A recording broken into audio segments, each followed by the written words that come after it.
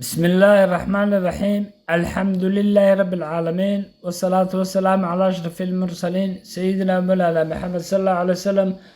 السلام عليكم ورحمة الله وبركاته. وحان هلكن كسلام يا دمان صومالي محمد مروة بيجوغان وحكا نوغسي سعون دولا إن شاء الله قبيدي ديني ها ارتحناها وحكا بيقبات لنا مولا مهدي وحنا كهلا يا إن مهد إلهي علوستهي وحنكم بالله إن شاء الله سدان نمعادا الله كوكو منايستي مهدي ساكا مقويني مولي واكا مالين إياها بين قلبي قاقا مقيسة إيغيا نحريستاد مخلوق إيبي كل معامشو أرحن كاد مؤمنين تا يتشعيل كاد مسلمين تا أوهايسو طبيعة هذا المعان هذا الكاقر ميسان كله مرغان aad maalayso si aad mar walba u hanato risqi xalaala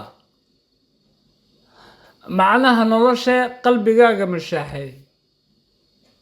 maankan ku daga macbuud qowlkiisa musharrafka muhibbadaad u qabto mursalkii ilaah madxigiisana joogtayso munaaqabaadkaad